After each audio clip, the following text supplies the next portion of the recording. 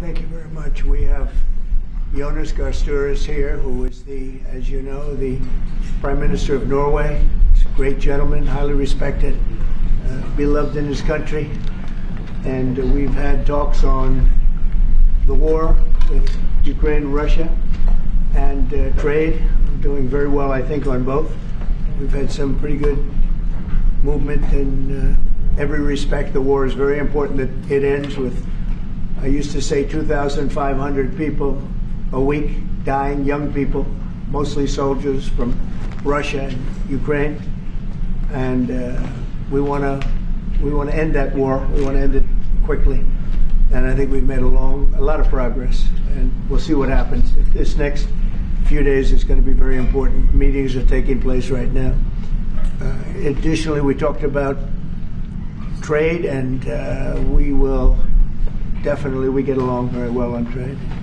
We'll do something, but I think the Prime Minister knows that over the years the United States has been very good to a lot of people, and it's time for us to benefit also.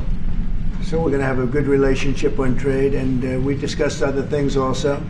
But Mr. Prime Minister, it's an honor to have you at the White House. Thank you very much. Well, thank you, Mr. President. This year is 200 years since the first immigration from Norway to the U.S. We come here early in your term. Appreciate that you take time. We have highlighted that very close cooperation. We are allies. We look after security in the north, in the Arctic. A lot of confidence between our services.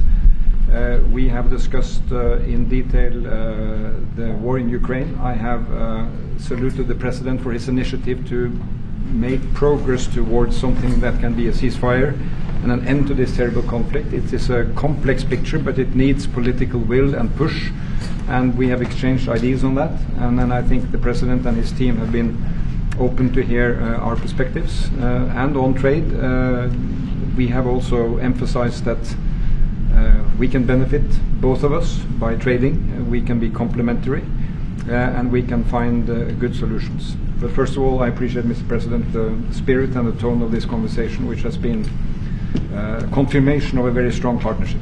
Thank you very much. Appreciate it. Any Mr. questions? President, can I ask you Yes. first, Mr. President, have you spoken about the tariffs that you want to impose on Norway? Is there a chance that you can lower? We spoke about trade, and we understand each other very well. I think we'll have no problem. You think that you will get an agreement? I think we'll have no problem whatsoever with Norway. Mr. President, have you discussed a possible visit to Norway? Did you discuss a possible visit for President Trump to We Norway? didn't, but I love it. I mean, I've been there, and it is a beautiful place. They have. But I told the President that, you know, he is receiving us early in the term. He's welcome to visit Norway. We would like to have him, and it will be another way of emphasizing this strong friendship. Mr. President, Norway has been a staunch supporter of Ukraine since the Russian invasion in 2022. Has something been discussed here today that may have altered your views on things? No, we want to, very simply, I have no allegiance to anybody. I have allegiance to saving lives, and I want to save a lot of lives. A lot of young people, mostly young people. It's the war. It's the soldiers, and if we can do that, also, as you know, I got started because the money that's been spent on this war is insane. It should have never happened, and it would have never happened if I were president. But Biden spent $350 billion on this, and it's a shame, and that's what got me involved. And then I looked at, and I see the results. It's horrible. It's a killing field. 5,000 soldiers a week on average, and we want to stop that. We both want to stop that for a lot of reasons, but I would say that is my number one reason. Why do you continue to Russia, that we will get Russia to accept a deal that also Ukraine and Europe is willing to? I think so, yeah. I do. I believe they will accept, and I think we're going to get this over with. I hope so, soon. Mr. President, you continue to lack support from NATO allies in your goal of obtaining Greenland. How will you proceed if you don't get that support? Well, Greenland's going to be interesting, but that's for another day. I think we need that for international peace. What are you expecting of your And if you allies? don't have that, I think it's a big threat to our world. So I think Greenland's very important for international peace. Yeah, please go ahead. Mr. President, this morning in a Truth Social post, you used the words Vladimir, stop. That seemed like a slightly different message, a personal message. What is your level of frustration with President Putin? I didn't like last night. I wasn't happy with it. And we're in the midst of talking peace, and missiles were fired. And I was not happy with it. That's what I meant, and that's, you know, what it is. I assume that's what you mean. Sorry. Yeah. If the bombs keep falling, will you consider additional sanctions toward Russia, or what will you do if President Putin... I'd rather answer that question in a week. I want to see if we can have a deal. No reason to answer it now, but I won't be happy. Let me put it that way. Things will happen. Mr. President, why are you not putting more pressure on Russia? I know a lot of Europeans... Putting a lot of pressure. You don't know what pressure I'm putting on Russia. They're dealing. You have no idea what pressure I'm putting on Russia. We're putting a lot of pressure. Can you maybe tell us that? We're putting a lot of pressure on Russia, and Russia knows that, and some people that are close to it know, or he wouldn't be talking right now. The Prime Minister understands that better than anybody. He wouldn't be talking right now. He's talking, and we're putting a lot of pressure. I think he wants to make a deal. We're going to find out very soon, but it takes two to tango, and you have to have Ukraine want to make a deal too, and they're being hit very hard, and I do believe they want to make a deal. Mr. President, you said that the Ukraine have to give some territory to win peace, among them Crimea. Do you stand by that? And I know that the former NATO General Secretary today has told you that he does not agree, and he believes in territorial integrity of the Ukraine. How will you deal with that with your allies? And do you stand by that Ukraine have to give? Former Secretary General happens to be right here, you know, so they can't put words in his mouth. He's been a great general, frankly. It was because that's what you are. Really, you're a general. But he's been a great Secretary General. We had a tremendous relationship, very successful, and I think he could speak for himself. He's right here. But do you still agree that Ukraine have to give some territory away to win peace? Well, it depends what territory. They've been fighting. They've lost a lot of territory. And we'll do the best we can. Working with Ukraine, we'll do the best we can. But they lost a lot of territory. When you say Crimea, that was handed over during a president named Barack Hussein Obama. That had nothing to do with me, Crimea. That was 11 years ago with Obama. And they made a decision. There wasn't a bullet fired. There was no fighting. There was no anything. They just handed it over. Now they say, well, can you get it back? I think that's going to be a very difficult thing to do. That was given by Barack Obama when he was president, not by Donald Trump. Thank you, Mr. President. Mr. President, I had a long meeting, peace Mr. President. proposal that you put on the table. It's a 30-day ceasefire proposal. Your national security team presented it to both Ukraine and Russia. 2 months ago, Ukraine agreed to that ceasefire proposal immediately. Russia has not. And my question is Russia the obstacle to peace based upon that, just getting to that 30-day ceasefire? I don't think so. I think that they both want peace right now. They're ready to do something. We'll see what happens. Complicated, very complicated. But I think they are both very much looking to make a deal. Marco, what would you say? Well, first of all, what was put before our partners was options to discuss about things that it would take to end a war. This war is endable. Both sides just have to agree to it. We've shown them a pathway forward. We've discussed those ideas. It was a good meeting yesterday. There'll be good meetings over the weekend. We've shown them the finish line. We need both of them to say yes. But what happened last night with those missile strikes should remind everybody of why this war needs to end. It's horrible those missiles landed. What's even worse is there are today people that were alive yesterday that are not alive today because this war continues, and the president wants to stop it. And everyone should be thanking the president for being a peacemaker and trying to save lives. That's what we're trying to do here. It's not our war. We didn't start it, as you know. But we're trying to end the dying. We're trying to end the destruction.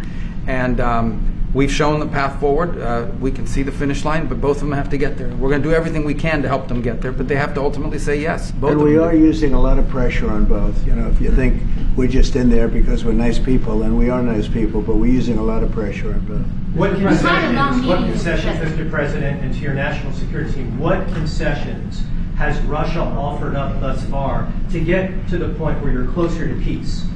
Stopping the war, taking the whole country. Pretty big concession. Mr. President, if you are going to take down the tariffs, what do you want Norway to buy more of from the U.S.? To buy more? Well, you don't need snow. You don't need skis. You don't need ski champions either, right? You have a lot of them. We just want to keep the relationship the way it is. We've had a great relationship. I think now maybe closer than ever, but we've had a great relationship with Norway. I think just keep it the way it is, kid. You can't do better. Really? You not even buy, say, well, if they want to give us some additional concessions, that's okay. You can't do much better. Yes, Mr. yes. President, you had a long meeting with Norway today. You said that Norway just have to know that they have to deliver, and they have to feel the pressure to deliver. Ukraine is under attack themselves. Lives are being lost. And we believe very firmly that there needs to be a ceasefire, the initiative taken by the US some time ago. It needs to be respected. And then to move on to something which both parties can own. That is the complicated part in such a dramatic war. And here I believe Europeans and Americans working together, as we do much closer now. And I salute the team of President Trump of being, open in that process. We had a good discussion on this today. And then we have to move on, and we cannot lose time because this is too much drama happening. One thing is people losing their lives, but it is a bad thing for Europe, and it's a bad thing for the world to having such a broad conflict going on. It can have ramifications far beyond Ukraine. Mr. President, follow-up question on China. Mr. President, if I forgot my question. I wanted to ask about. It's all right. That happens to the It best happens of us. sometimes, yeah. No, Mr. President, I wanted to ask about the. Well, actually, Zelensky has said that he wants more Patriot missiles. So far, has been no response from the United States. If you, as the United States, decides to pull out of negotiating for peace, trying to broker peace, does that also mean a no on Patriot missiles, a no on sharing intelligence with Ukraine? Let's see what happens. I think we're going to make a deal. And if we make a deal, that'll be wonderful. We won't have to worry about your question. You can ask that question in 2 weeks, and we'll see. But I think we're getting very close. The Prime Minister feels the same way, and we'll hopefully not have to answer that question. Mr. President, Norway is the third country to be officially invited to the White House after Liberation Day. Why did you invite Norway so soon to the White House? Because I like them. And I like your Prime Minister, and I like the way your government runs. And I respect the King. He's highly respected in Norway. It's a great thing, not an easy thing to do. He's done a great job. Yeah. Would you like an invitation to visit the King? Absolutely. You get me that invitation. I just told the President he's welcome to visit Norway. President Trump, the first white party you said before that you like the Norwegian Petroleum Fund, and I'm wondering if that has been up for discussion today, the way that we have structured our money and whether. Please. Well, this fund was created in the late 1990s to save for future generations the income from oil and gas. Norwegians should continue to work as hard, dedicated, innovate and move forward despite having these incomes, which we happen to be in the period or history where we can harvest, and we have transferred that into investments, half of them, by the way, here in the United States. Mm-hmm. So I think this is a model which we have been able to explore. If we can share experiences, and we do with our colleagues in the US, you never copy this one-to-one, but there can be techniques and way of working that we have used in organizing our fund.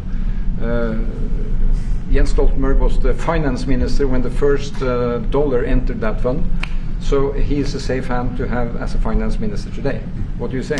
No, and as you said, Mr. Prime Minister, we are ready to sit down with the US to also work with them on if they want to establish a sovereign wealth fund, because we have a good experience with our fund. And I think that one example of how we work together with the United States is that half of the fund close to $1 trillion are invested in the United States, mainly in equity, but also some in fixed income, including government bonds. So this is an expression of trust in the United States, expressed by the strong investment of the Sovereign Wealth Fund. Then just briefly on Ukraine, since it was mentioned, we had a very good and extensive discussion about Ukraine, the path forward to peace. And as the Prime Minister said, we commend the US for pushing forward to try to find a negotiated solution. At the same time, we need to continue to support Ukraine, and therefore I'm proud that Norway has actually tripled the military support to Ukraine, and this year we will allocate close to $8 billion to Ukraine. That will strengthen them and also their hand on the negotiating table. I may add to that, if there's a peace, and there will be a peace, we have a common responsibility in securing democratic Ukraine for the future, and the best security guarantee they can have is the ability to defend themselves, and we are investing in that. Mr. Prime Minister, if I may, as it relates to tariffs, Mr. President, when you unveiled your reciprocal tariffs on April the 2nd, the tariff rate for Norway was 15%. Based upon your conversations that you've had today with the Prime Minister, do you see that tariff rate coming down from what you proposed just a few weeks ago? Well, they have a great fund of $2 trillion. It's a big fund, and they don't have any debt. So I think they'd probably be willing to pay us more than that, I hope. Are the two nations in agreement of which Mr. President, Yes. in 2018, your former Secretary of State Mike Pompeo called for an end to Russian occupation of Crimea. Why does this administration, why has this administration changed its stance on territorial concessions for Crimea?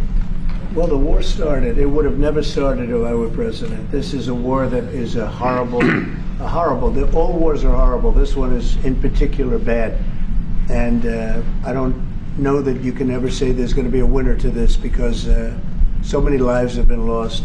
Not only soldiers, I mean, a lot of lives have been lost. I think that we want to do one very simple thing. It would have never happened if I were president. Zero chance it was going to, and it didn't. People say, how do you know that? Number one, it didn't happen. We never even discussed it. I would talk to Putin about it. It was the apple of his eye. Ukraine was the apple of Putin's eye, but there was never even a thought that he'd go in. And I think he understood that I would not be happy if he did. And it was only when I got out, and when you mention what happened to Ukraine years ago under President Obama and a vice president that was also president later, unfortunately for this country, what happened is large chunks of land were given up, and it was called Crimea, and that was a big thing. That was a big moment. But this isn't my war. This is Biden's war. This is a war that Biden was president when this war happened. But I'm trying to put out the fire, and I think we'll be successful. And if we do, we're going to save a lot of lives. Otherwise, and the Prime Minister had a statement. He said, this is just a point in time. We're very lucky because this is a point. And if this doesn't happen, this could go on for a long time. Mr. President, will you have meetings with other world leaders when you're in Rome, sir? Future Democrat president? I don't think he will. I think he wants to make peace. I think he wants to end it. And I feel pretty confident of that, but we're gonna know pretty soon. Mr. President, will you have meetings with other world leaders when you're in Rome? Yes, I will. Which leaders do you want to meet, sir? Well, I'd like to meet them all.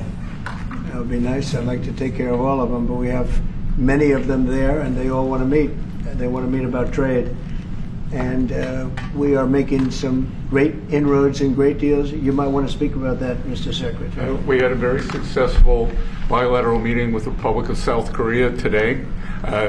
We may be moving faster than I thought, and we will be talking technical terms as early as next week, as we reach an agreement on understanding as soon as next week. So South Koreans came early. They came with their A game, and we will see if they follow through on that. President Trump, you're around the other Do you think you deserve the Nobel Peace Prize if you manage to create Do I deserve the Nobel Peace? If you manage to create peace? Well, maybe for the Abraham Accords. I don't want to get ahead of myself on this one, but they say for the Abraham Accords. And by the way, speaking of that, we're going to be filling it up. A lot of countries want to come into the Abraham Accords. We have 4. And Biden did nothing on that one, too. It's the same four.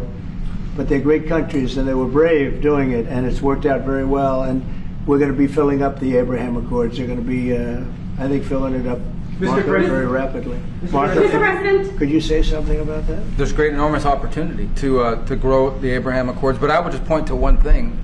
Of all the leaders in the world today, no leader is working harder to prevent wars or end them than President Trump is right now.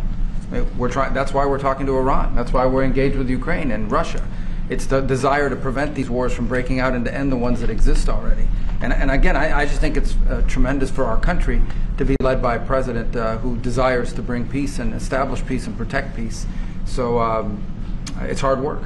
Mr. President, Marco just mentioned something that maybe we should talk about for just a second, if we could, Mr. Prime Minister. And you're involved in it too, because you've been involved in the world and peace.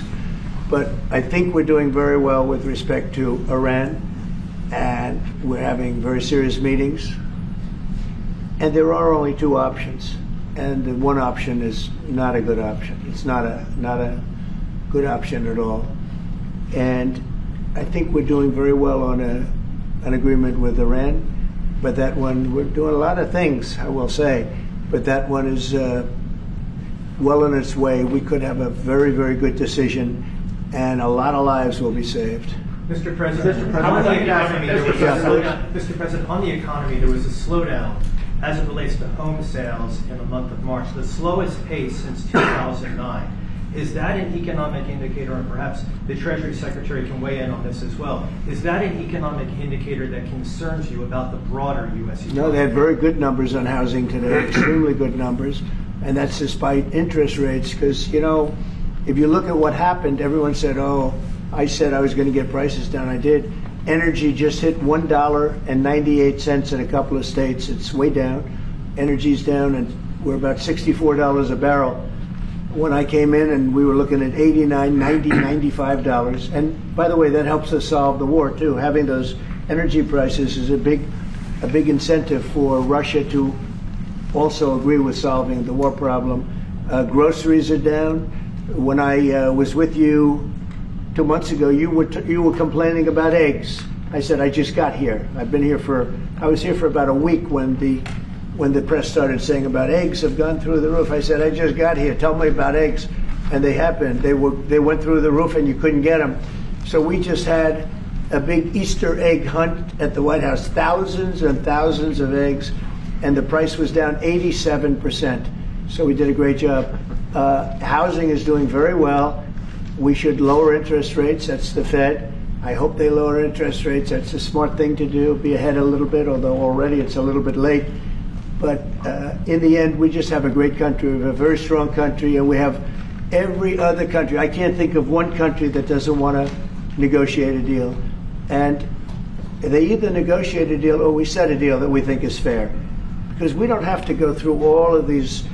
It would be physically impossible. You know, you have so many people that really understand it, which is a very small group of people here. And we are going to, at some point, just set prices for deals. Some will be tariffed. Some treated us very unfairly. They'll be tariffed higher than others. But we've been ripped off for many, many years. The United States has been ripped off like no country probably in the history of the world has been ripped off for 45, 50 years. And countries have gone rich by doing that with the United States. We've taken care of their militaries, and military is another subject we talk about. We're not going to make that subject to any of the deals, but you know the same countries that I do, where we virtually take care of their military, and then don't get treated fairly on trade. So the people, and I don't blame those countries, I blame the people that sat at that beautiful desk right behind you, because those people didn't do the job for this country, and they let us lose $4 billion a day on trade. We were losing $4 or $5 billion a day on trade when I got here, and now we're going to be much better than breaking even, and we're going to be making $4 or $5 billion a day on trade. So, I don't blame any country, not the worst of them. We were abused by countries. I blame the President of the United States that happened to be sitting when these deals were made. Disgraceful. when I was here, we had a great 4 years. We had the most successful economy in the history of our country, my first term. And we were very tough on trade. And with China, as you know, they paid hundreds of billions of dollars in tariffs. But nobody else ever did that. China paid not 10 cents to any other president. And but not only China, virtually every country got away with murder. And we just can't let that happen. Thank you very much, everybody. Thank you very much. Appreciate it. Thank you very much.